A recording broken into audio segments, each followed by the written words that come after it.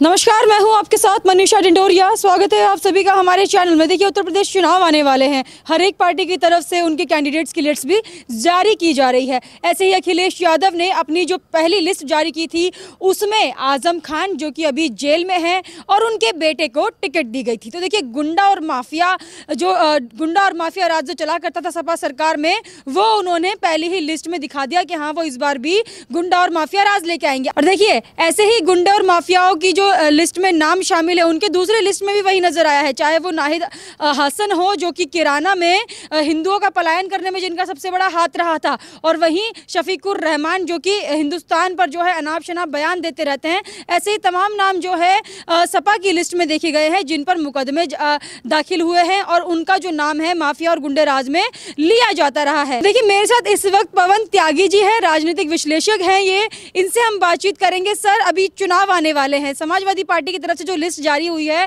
उसमें जितने भी नाम है सब पर मुकदमे चल रहे हैं, सबका जो नाम है माफिया और गुंडे राज में रहा है। तो इससे समाजवादी पार्टी पर क्या असर पड़ेगा आने वाले इलेक्शन में? देखिए, मैं खुद पश्चिमी उत्तर प्रदेश से हूं और पहला जो फेस है वो 71 सीटों पे पश्चिमी उत्तर प्रदेश में चुनाव है। और पश्चिमी उत्तर प्रदेश, मेरा गांव मेरठ जिले में है। मेन रूप से यहाँ लो एंड ऑर्डर का मुद्दा रहा है। हमने मेरठ के दंगे देखे हैं। मेरठ के अंदर ये हालत थी कि जरा सा कोई कार टच हो जाए निकलते समय, हमें गांव जाना है तो मेरठ से क्रॉस करके जाना पड़ता था घंटाघर के पास से। यदि गाड़ी टच हो गई और तो पूरा इकट्ठा होकर हमला कर देते थे, और पुलिस की हिम्मत नहीं कि आके बीच बचाव कर दे। उस टेरर में हम गुजरे हैं। योगी सरकार आई तो ये दहशत खत्म हुई और उल्टा हुआ कि जो ये दंगा फसाद करने वाले थे ये साइड में दुबक गए। ठीक इसी तरह हमने मुजफ्फरनगर का दंगा देखा है। मुजफ्फरनगर का जब दंगा हुआ था, होना तो प्रशासन को ये चाहिए था, समाजवादी पार्टी की सरकार थी, आजम खान मंत्री थे, अच्छा होता कि वो निष्पक्षता से इस दंगे को शांत कराते, पुलिस प्रशासन को आदेश करते दंगा शांत करिए और जो दोषी हैं उनको जेल में डालिए। हुआ ये कि मंत्री जी ने उल्टा निर्देश दिया पुलिस अधिकारियों को, डीआईजी, आईजी को, उनकी पार्टी से जुड़े हुए लोग जो हत्या में शामिल थे, जो लड़की छेड़ने में, हिंदू लड़की छेड़ने में आरोपी थे, उनको तो हाथ नहीं लगाएं, और जो हिंदू हैं उनको पकड़ करके आपको जेल में डालना है। ये ऑफ द रिकॉर्ड पुलिस के अधिकारियों ने उस समय बताया कि हम क्या करें, हमें ऐसे आदेश हैं। ट्रांसफर कर दिए गए जिन्होंने कहना नहीं माना, पुलिस वालों ने स्पेशली अपनी पसंद के लोग लगाए गए। और आपको बताएं, ये रिकॉर्ड है कि दंगा हुआ और उसमें भाजपा, संघ और उनसे समर्पित जो लोग थे, जिनका दंगे में कोई रोल भी नहीं था, लगभग 1100 मुकदमे दर्ज करे। मुजफ्फरनगर दंगे में जो ये हुआ, 1100 मुकदमे दर्ज हुए, बच्चों की धरपकड़ हुई, जिन बच्चों का कोई लेना देना नहीं था गांव के एरिया में, ऐसे लोगों को पकड़ कर जेल में डाला गया, हिंदुओं को। और जो दूसरे पक्ष के लोग थे उनमें से नाम 4 को पकड़ा और वो छोड़ दिए जा रहे थे, बस छोटा मुकदमा लगाया, छोड़ दिया। तो ये सारा समाज ने, पश्चिमी उत्तर प्रदेश ने इसको देखा और उसी समय ये तय किया था कि समाजवादी सरकार को दोबारा कभी लाना ही नहीं है। फिर कैराना, कैसे मुजफ्फरनगर भूले नहीं, फिर कैराना में वो उन्होंने विधायक उतार दिया, नाहिद हसन जिसको कह रहे हो, और वो ऐसा गुंडा कि उसने ऐसा नहीं कि हिंदुओं पे अत्याचार किए हों, कैराना में जो मुस्लिम कारोबारी थे उनसे भी वो वसूली करता था, या तो मुझे पैसे दो, हफ्ता चाहिए, नहीं तो गोली मार दी जाएगी, और मार देता था, किसी से मरवा दिया। तो उसके कारण से जो ईमानदार व्यापारी थे या जो हिंदू थे, उन्होंने तो ये तय कर लिया कि भाई यहाँ से घर बार छोड़ के हम कहीं और जाएंगे, जान रहेगी तो जहान है, व्यापार कहीं और कर लेंगे। और ऐसे लोगों को समाजवादी ने फिर से टिकट दिया। इसका मतलब तो इरादा बिल्कुल साफ है कि इनकी सरकार बिना गुंडा, बिना व्यापारियों को टॉर्चर किए हुए, बिना उससे हफ्ता वसूली करे हुए इनके नेता नहीं रह सकते।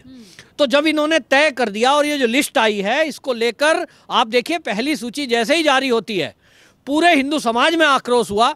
जो ये बागपत, बड़ौत, मुजफ्फरनगर, शामली, सहारनपुर तक सब में विरोध हुआ, और ये तक हिंदुओं ने खुल के कहा कि आपका अगर आरएलडी से भी कोई कैंडिडेट उतरेगा इस तरह का, तो हम फिर पूरी आरएलडी को खत्म कर देंगे। जाटों ने भी ये तय किया, क्योंकि जाट का पार्टी मानी जाती है, जाटों के समर्थन से आरएलडी का कैंडिडेट जीतता भी है।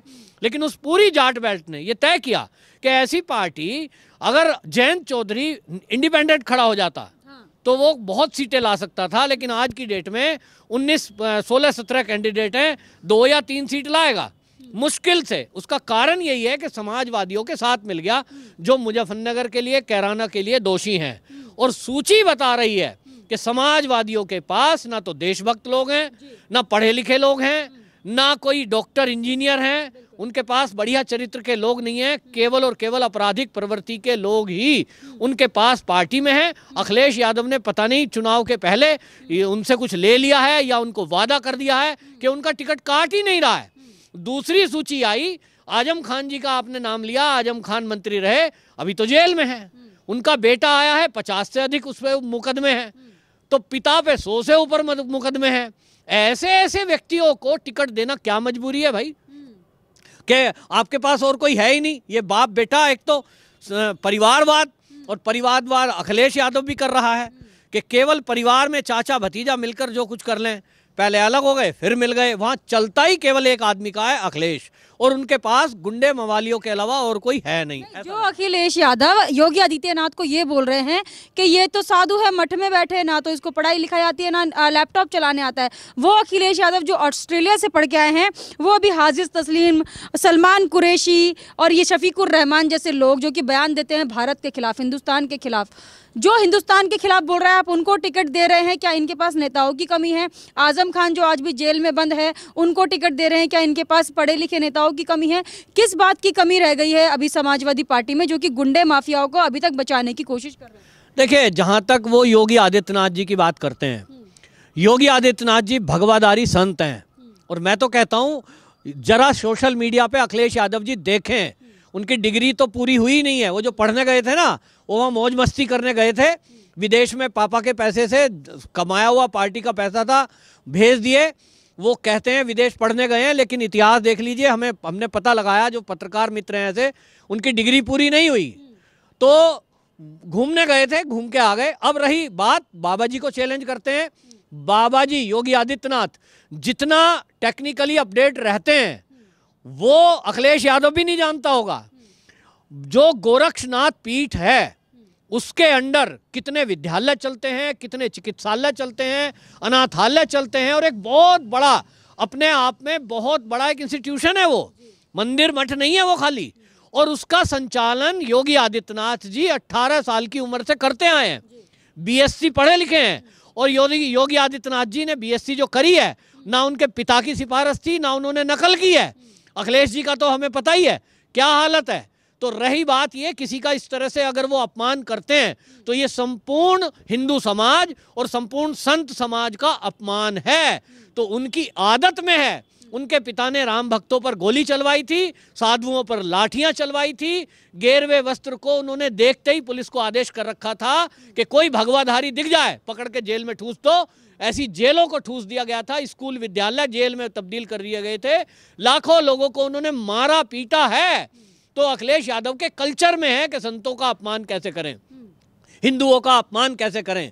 तो वो योगी आदित्यनाथ जी का मुकाबला उनके काम में नहीं कर सकता, उनके चरित्र में नहीं कर सकता, उनके अध्यात्म में उनकी बराबरी नहीं कर सकता। मजाक बनाने की कोशिश कर रहा है अखिलेश यादव में। यदि दम है तो उतरे जरा योग्यता में और शास्त्रार्थ करने का चैलेंज करे, योगी आदित्यनाथ जी से शास्त्रार्थ करे। अगर वो अपने को हिंदू बनता है, मैं चैनल के थ्रू आपके चैलेंज कर रहा हूं अखिलेश यादव जी, आप यदि अपने को हिंदू कहते हैं, और यादव जो लोग आपके पीछे लग रहे हैं और जो हिंदू हैं आपको वोट कर रहे हैं, जरा देखें आपका नेता कितना नॉलेज रखता है रामचरितमानस या गीता, श्रीमद् भगवत गीता या शंकर जी पर, किसी एक टॉपिक पर आप अपने पसंद का रख लो। और योगी आदित्यनाथ जी से खुली डिबेट करने की चुनौती मैं दे रहा हूं।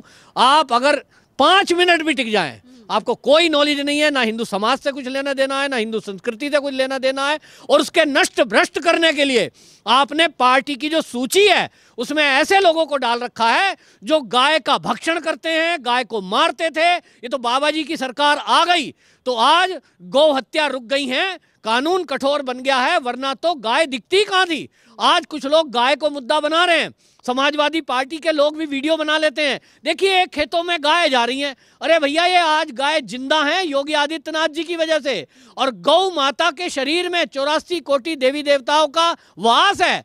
अगर वो थोड़ी बहुत घास खा भी लेगी, फसल खा भी लेगी, अरे भाई कितना गेहूं खा लेगी, काटेगी। हम लोग सवाल ये भी है कि कानून व्यवस्था पर बहुत बात करते हैं अखिलेश यादव, कानून व्यवस्था की बात करते हैं, लेकिन अपनी ही पार्टी में उन लोगों को शामिल कर रहे हैं जिनका कानून से कोई लेना देना ही नहीं है, जो कानून के खिलाफ जाकर काम करते हैं।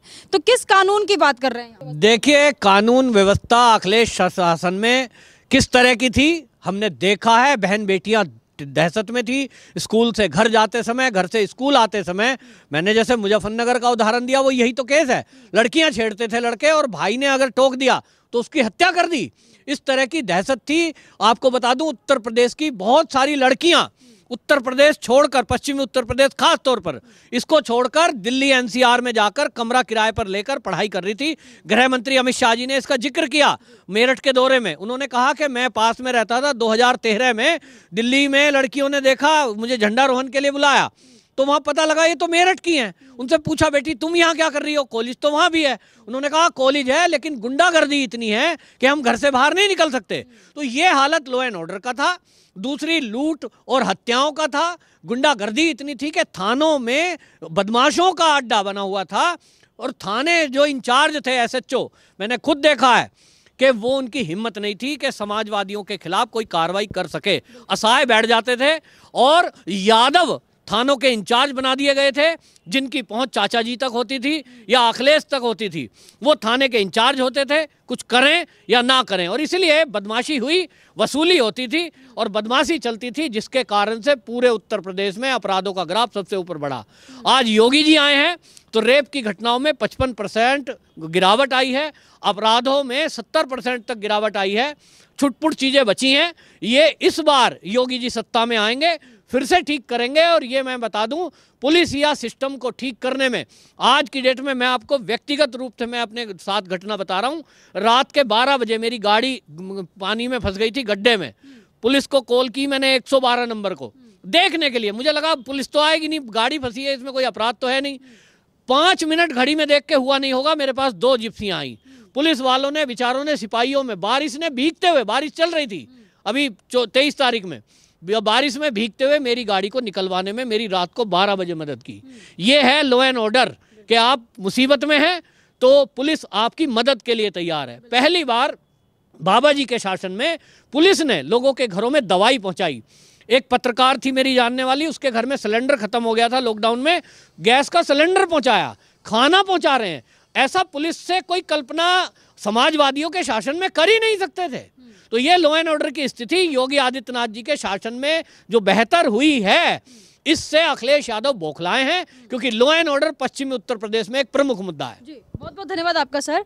ये थे हमारे साथ पवन त्यागी जी। देखिए, जिस तरीके से इन्होंने सब चीज़ें हमें बताई है कि अखिलेश के शासन में किस तरीके का गुंडा राज था, क्या कानून व्यवस्था हुआ करती थी, और अभी जिस तरीके से लिस्ट जारी की जा रही है उनकी तरफ से, जिन भी माफियाओं के नाम उसमें शामिल हैं, अगर फिर से समाजवादी पार्टी बनती है उत्तर प्रदेश में तो वही माफिया राज फिर से हो जाएगा, क्योंकि उन्हीं गुंडों को फिर से अखिलेश यादव ने अपनी पार्टी में कैंडिडेट बना दिया है। आप हमें कमेंट करके जरूर बताइएगा आपका इस पर क्या कहना है। हमारे साथ ऐसे ही बने रहिए। धन्यवाद।